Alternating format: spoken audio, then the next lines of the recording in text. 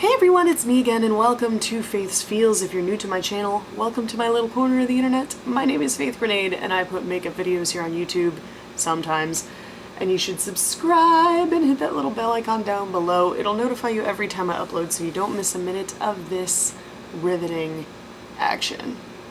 Just so riveting. Is anyone else already over summer? Because I'm so over it being hot outside, it's not even funny. What you've stumbled across is Faith's Feels, which is usually my feels on a makeup product or on life in general, and today we're going to be talking about metaphysical shit. The long and the short of it is, I'm really busy right now, between working full-time and gearing up for Vegas and the Skin Games competition, which I am participating in, which is in 2 weeks. Oh my god. With all of that happening, I have been very, very busy and I haven't really had time to sit down and do makeup. Not to mention, I do makeup as part of my job. I do makeup for a living and I've been doing it a lot lately on other people, which is great. I'll never complain about it. You know, makeup was my first love, so it's really cool to be able to do that on a day-to-day basis, but it's one of those things, you know, like even if cooking, for example, is like the greatest passion of your life and you do it for a living, when you spend an entire 8-hour shift cooking for other people, the last thing you want to do when you come home is cook. You know what I mean? So it's kind of like that, where lately I've just been so exhausted on my days off that the last thing on my mind is doing makeup, and particularly washing makeup brushes. I'm going to talk about Oracle cards, and I'm going to talk about my 3-ish favorite Oracle decks. What's the difference between Tarot and Oracle? Good question. A lot of the time the two often get confused for one another. They're sold in the same places, often right next to each other, so it can be hard to tell which one is which. I've been an amateur cartomancer for about a year now. I did it a lot in high school and then stopped for a while, and then I picked it right back up again a year or so ago, and it's been really rewarding for me to kind of do it as a side gig. You know, it's just something that I do for other people. And I make a little extra folding money on the side, so that's kind of neat. But Tarot is significantly more complicated than Oracle is. So, Tarot decks, like this one here, usually have about 78 cards in them. And those 78 cards are formatted very specifically. You can have a million different types of tarot decks. There are a million different tarot deck themes and art styles and all that kind of stuff, but by and large, for the most part, they'll be formatted the same way. They'll be divided into 2 major categories with a couple of subcategories. So the 2 major categories of tarot cards are the major arcana and the minor arcana. The major arcana are kind of what I would call the suit cards of the deck. They're the things you think of when you think of a tarot deck. So the Fool, the Hierophant, the Empress, the Tower, the Devil, Death, the Wheel of Fortune, all of those cards are the major arcana. And then the minor arcana are mostly numeric cards, so they're numbered 1 through 9 or 1 through 10, and then they also have suits within those sections, so, you know, page, knight, king, queen, etc.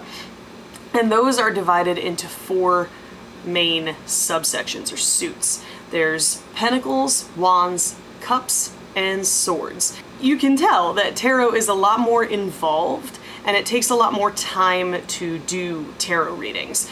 Usually they're spreads of multiple cards and they're all, you know, it's up to the reader to put it all in context of the querent's inquiry. So tarot is very involved. It's a thing that's very easy to learn but very difficult to master.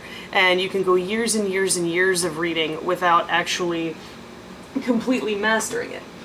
Oracle cards, on the other hand, are what I like to call tarot for beginners. So they're basically, they're formatted differently usually. There's usually fewer cards in an Oracle deck. I've seen anywhere from as little as 24 cards to as many as 65, 75, 80 cards, but typically these cards are a lot more simplistic. The meanings behind them are a lot easier to sort of interpret right off the cuff, and a lot of the time the meanings are written right there on the card for you. Where tarot is meant for longer readings or full spreads, Oracle can be drawn one card at a time. So it's easy to just sort of pick it up and go. You can pick up your card for the day, know what you need to know for your day, and then move on with your life. Today, in no particular order, I'm going to talk about some of my favorite Oracle decks. So the first one I'm going to talk about is the Animalkin Oracle 65 card deck and guidebook by Sarah Wilder. This is a fairly new Oracle deck. It just came out, I think, in March or April of this year, sometime in that time frame, but it is beautiful. I picked this up on a whim at Books A Million, and it's just, the art took me because it's so colorful and vibrant, and I got really attracted to the animal Oracle aspect because I connect really heavily with nature, and I love animals, and I had been looking for an animal deck that really spoke to me. And this one did.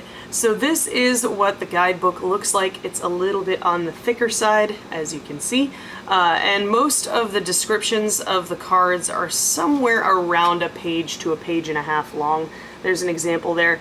The only criticism I have of the guidebook is the print is kind of small, so pull out your reading glasses for this one. But every single card is an animal, and each of those animals is associated with a word. So each of the animals is also associated with the elements. So that's the suits in this Oracle deck, really, is they're split up into different elements. They're split up into air, fire, earth, water, and spirit. Each one of the elements makes sense for the card that it's for. So in the water element cards, you'll run into things like the jellyfish here, which are water animals, aquatic animals, if that makes sense. In the air cards, you usually find birds and insects. So you've got this one, like the woodpecker here. The art on these is just beautiful. It's so vibrant and colorful. In the earth cards, we run into a few more insects, like the cicada here. I mean, look at the colors on that. It's just gorgeous. And each of these has a word on it when you draw your cards. So, for example, the cicada's word is cycles, and the beetle is purity, and the peahen, or the female peacock, is nurture. Octopus is intelligence, dog is forgiveness. So even without reading the meanings in the guidebook, you can draw one of these cards and sort of draw your own meanings and your own conclusions from it based on the word that you see on it. But you can also use the guidebook to get a more in-depth understanding of what that card means and what how the animal connects to the word and how the word connects to you in your own life. So I really love these. The cardstock is very, very solid. It can be a little bit stuck together at first, so it takes a little bit of shuffling to keep the cards from sticking together. They're not stuck together, but they'll just kind of move along with each other rather than sliding apart super easily. But the colors and the art are just so vibrant and beautiful in these, and I definitely think this deck is worth picking up and checking out. So for my next deck that I want to talk about, it's actually a couple of decks, but they're the decks from Sage Goddess. Now, if you've been on my channel for a little while now, you know I love Sage Goddess. I love buying stuff from there. I love doing hauls from there. It is a metaphysical online supply store. She also has a brick and mortar store in Southern California, but I've never been there. But she is the largest online retailer for metaphysical supplies. So candles, crystals, incense, perfumes, jewelry, all kinds of stuff. And she also produced her own Oracle decks. And I've only got a couple of them. I think she's produced more than just these two, but these are the two that sort of keep coming back into circulation. One of them is the Sage Goddess Gemstone Oracle cards. These ones were this is one of the first Oracle decks I picked up. And honestly, I like these because of how easy they are. They're so easy to read with, it doesn't even come with a guidebook because you don't need it. You basically just pick the photo of the crystal that calls to you the most, and the meaning for it is written right on the back. So you don't even need a guidebook, you can just pick this up and run with it. It's very, very easy to get started reading with these decks. The photos are super high quality, the card stock is fantastic, it's got a nice slip to it, so you don't have to worry about the cards getting stuck together or kind of shuffled up. And it's got a lovely little gold metallic banding all around the sides, which is also cool. And each of the cards has a stone on it, and then on the back it has the basic stone name, the stone's meaning, the chakra associated with the stone, or chakras as the case might be, and then a little passage about what that card could mean for you. So I really enjoy this deck. It's small, it's portable, it doesn't require a terrible amount of experience or skill to read with. So I think it's a great deck if you're a beginner and you're just getting into Tarot and Oracle and you just want a nice little primer deck. It's a fantastic one. Then we have her newer deck, the Chakra Healing deck. Now this does have a guidebook associated with it, but it's all themed around the chakras, or the energy centers of the body. So you've got your little guidebook here. Again, very small, very easy to just sort of pick up and read through. The print is a decent size, and all of the cards are numbered, so they're pretty easy to look up just by their numbers. But they have a certain amount of cards for each of the 7 chakras. So you've got Earth Star, Root, Sacral, Solar Plexus, Heart, Throat, Third Eye, and Crown. And then Soul Star. Each of these is associated with a chakra, and each of them has a message on it. So basically, you just draw them from the brilliant back art on here, and then when you draw the card, there's no photo on it or anything, but there's a number and a theme. So you can see this one is Higher Consciousness. It's the number 35. So I can either grab this card and just read the description that's on it, or if I want something a little more in depth, I can look it up in the guidebook. And in the guidebook, it's very interesting. In the guidebook for each of these cards, they have like journaling questions to give you a chance to really delve even deeper into the meaning behind that card, which is kind of neat. They also have the chakra that the card's associated with, a crystal that can be used in conjunction with this card, and an herb that can be used in conjunction with the card as well. Finally, the third favorite Oracle deck I have is one of the most recent Oracle decks I've picked up. It is the Ritual deck, 74 Oracle card deck for Daily Ritual by Cassie Ewell. I saw this in an ad on Facebook, and I kept seeing the same sponsored post over and over again for this woman's online store and for this deck specifically. And I decided to go ahead and get it just because the art on the deck was so vibrant and colorful, and the theme was really interesting. So this is the guidebook, and I would say you don't necessarily need the guidebook to do a reading with these, but it definitely helps. This deck is centered around ritual practice. So basically each of the cards is associated with something that can be used in ritual, or something that's involved in ritual. So you've got different categories of cards. You've got the chakras, magical tools like salt, sage, and things like that. Feathers in different colors are another suit in this deck. They've got runes in here, they've got the cardinal directions, they've got candles and candle colors, and they've got moon phases. So a bunch of different categories, just shells and crystals and magical tools and runes and all kinds of stuff pulled from all different types of ritual practice. And you can either do a spread with these, or you can draw them individually. And with each one, let's go with Waning Crescent for example, this, each of these cards not only comes with the name of the card and the category that it's in, but it also comes with a few keywords written here on the bottom, and then on the very bottom some symbols of different things that sort of synchronize with that card. So this one synchronizes with the heart chakra, the cardinal direction of west, and then the element of, I believe that's water or earth, one of the two. But, it's different ways of connecting the cards together. We've got this guidebook, which is not only filled with the meanings behind those cards written in detail, but each of the entries comes with those correspondences written down in words as opposed to symbols, and then a ritual idea, which I love. Like, you can use any of these cards as a substitute for that actual item in ritual. So, yarrow, for example.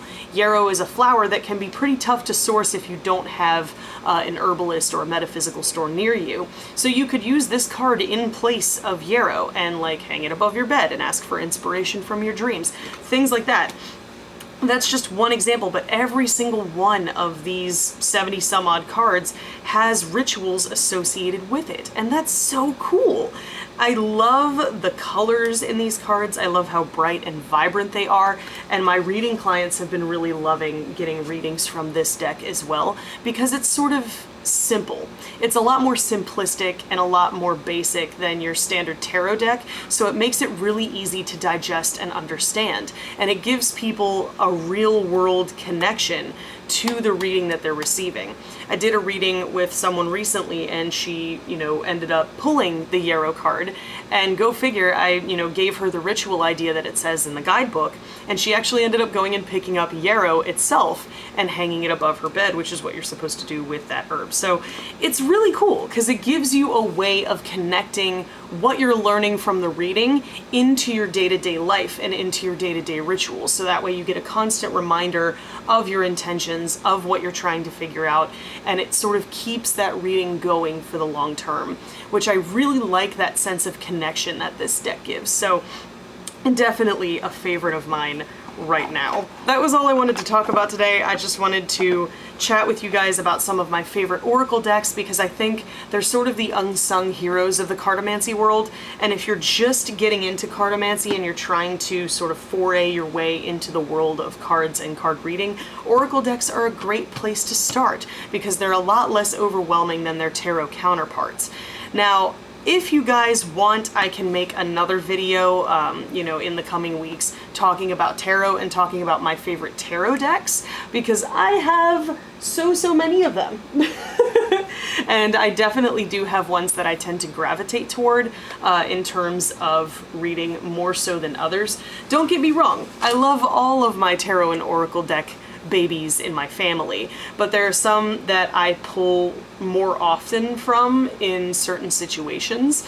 So I would love to make another video like this and talk about some of my favorite tarot decks and why I love them, if that is something you guys would be interested in. But in the meantime, in between time, I hope you found this video helpful, informative, or entertaining. If you did, there's a button for that. Spank that like button in the butt, you know it deserves it. And if you want to see more from me, you've got a couple options now. You can click the videos on either side of my head to binge if you're bored or bummed out, or hey, you can hit that button that looks like my face and subscribe and become a member of the Faithful today. I put out new videos every Sunday, sometimes. I hope you guys have an amazing week, and I will see you in the next video. Toodles!